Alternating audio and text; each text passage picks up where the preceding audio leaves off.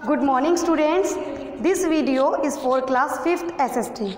Today we continue our topic from chapter 5th. जो हमारा 5th chapter है बेटा, उसमें हमने जो रोटेशन का टॉपिक था वो हमने लास्ट वीडियो में कंप्लीट कर लिया था। आज का जो टॉपिक है हमारा वो है रिवॉल्यूशन। इसका मतलब क्या होता है? परिक्रमण। ठीक है, स्टार्ट करते हैं अपना टॉपिक। देखिए, revolution, the earth moves around the sun in an oval shaped orbit. This motion of the earth is called revolution.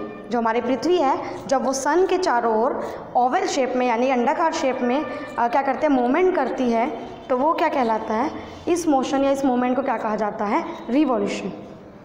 The earth takes 365 1/4 days to complete one revolution. This is 1 year। जो हमारी पृथ्वी है वो क्या करती है? वो one revolution को complete करने में कितना टाइम लेती है? 365 1/4 days लेती है। यानी कि ये क्या होता है? पूरा एक साल लगता है पृथ्वी को अपना वन रिवॉल्यूशन को पूरा करने में। A year is divided into 12 months। We experience varied season during these months. सभी को पता है कि जो हमारा, अगर हम ईयर की बात करें साल की, तो वो 12 महीनों में बटा हुआ है ना। साल में 12 महीने होते हैं और इन 12 महीनों में हम क्या करते हैं? अलग अलग जो सीज़न है वो हम फील करते हैं। Have you ever wondered how we get the different season? क्या आपने कभी वंडर्ड किया, इस चीज़ को सोचा कि जो ये अलग अलग सीज़न होते हैं वो हम कैसे प्राप्त करते हैं, यानी कैसे हमें अलग अलग सीज़न जो है वो मिलते हैं? आइए इससे बारे में पढ़ते हैं। इसके आगे देखिए, आगे का जो टॉपिक है हमारा वो है सीज़न। ठीक है, इसमें सीज़न के बारे में पढ़ेंगे।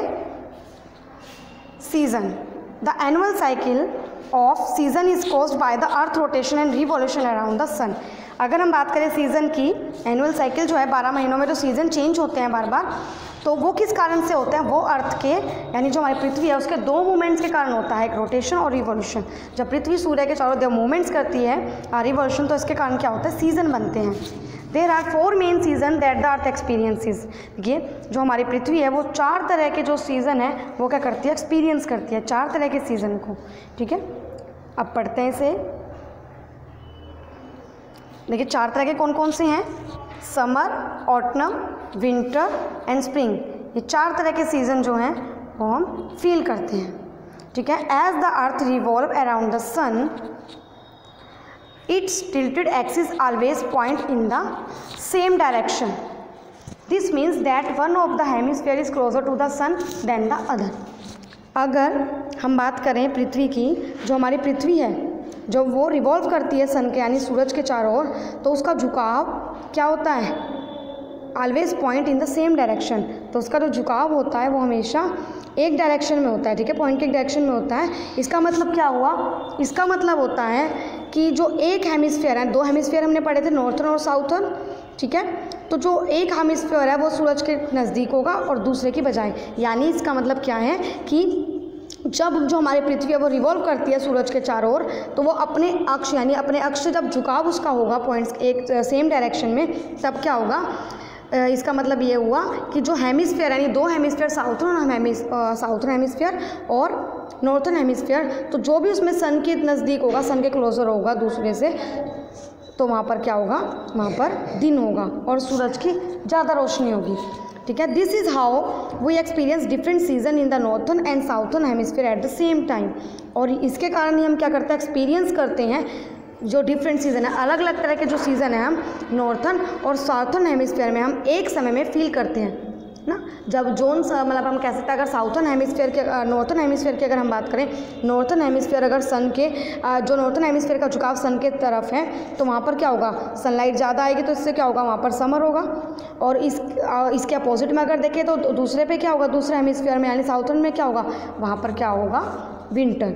तो इस कहानी से यहाँ पे जो लाइन कही गई यही बताया जा रहा है इसमें कि different season in the northern and southern hemisphere at the same time, कि एक समय में क्या होगा? दोनों में सीज़न अलग अलग होंगे। ठीक है, किस कारण?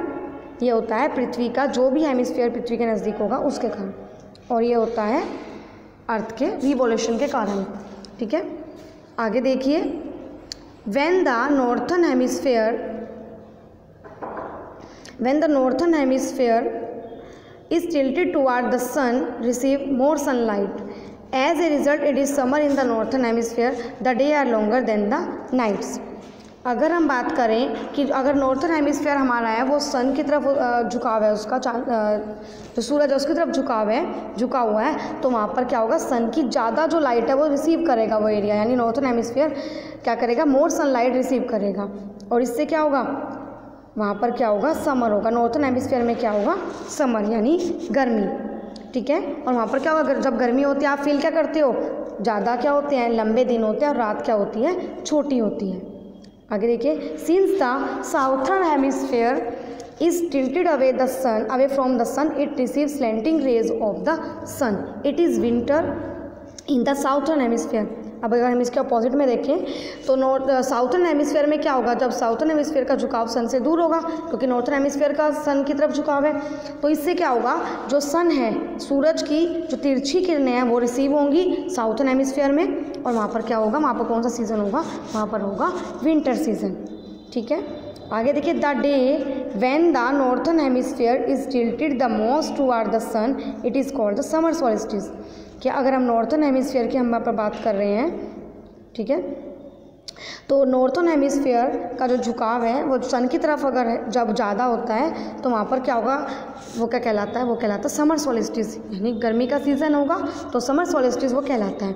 It occur on 21 June every year, और ये समर सॉल्स्टिस हम कब होता है, कब फील करते हैं, वो 21 जून को, हर साल 21 जून को समर सॉल्स्टिस होता है, ठीक है। On this day people experience longest day and shortest night, तो पीपल इस दिन को में क्या फील करते हैं, जो लंबा दिन और रात छोटी फील करते हैं, ठीक है। On 22 December the people in the northern hemisphere experience the shortest day and the longest night. अगर हम 22 दिसंबर की बात करें, यानी विंटर सर्दियों में 22 दिसंबर को क्या होता है, नॉर्थर्न हेमिस्फीयर में पीपल क्या एक्सपीरियंस करते हैं, छोटा दिन और रात बड़ी, और इसे क्या कहा जाता है, इसे कहा जाता है विंटर सॉल्स्टिस, ठीक है। ट्वाइस ए डे सन रे fall vertically at the equator, ठीक है। It marks the beginning of the autumn season in the northern hemisphere and the spring season in the southern hemisphere. साल में 2 बार हम क्या करते हैं, दिन और रात की हमारी इक्वल लेंथ होती है, यानी जितना दिन होगा उतने ही इक्वल लेंथ रात की होगी। साल में 2 बार हम इस चीज़ को फील करते हैं। ये किस कारण से होता है, ये जो हमारे सूरज है, सूरज की जब किरणें वर्टिकली पड़ती हैं इक्वेटर पर, ठीक है, तो इस कारण से क्या होता है, इक्वल लेंथ होती है रात और दिन की, ठीक है। It mark the beginning of autumn season, और ये किसको मार्क करता है, ये नॉर्थर्न जो हेमिस्फीयर है वहाँ पर क्या होता है, ऑटम सीजन होता है, और साउथर्न हेमिस्फीयर में क्या होता है, स्प्रिंग सीजन, ठीक है, पतझड़। इस कारण ये होता है कि equal length of day and night होती है। ऑन 23 सितंबर द अर्थ एक्सपीरियंस इक्विनिक्स और 21 मार्च इट इज़ स्प्रिंग और vernal equinox. The term equinox means equal night in Latin.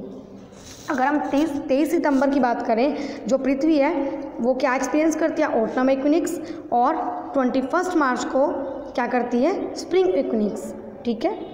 The term Equinix, अब देखिए इक्विनिक्स का मीनिंग क्या होता है, इक्वल नाइट, यानी जितना दिन है उतनी ही रात, ठीक है, जितना लेंथ हमारे दिन की है उतनी ही इक्वल लेंथ होगी रात की।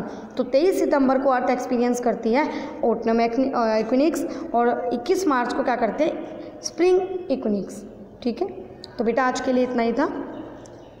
तो जितना आज आपको कराया गया, एक बार अपना जो चैप्टर है वो आप अच्छी तरह से रीड आउट करें, बाकी का जो है वो हम नेक्स्ट वीडियो में पढ़ेंगे, ठीक है। Thank you.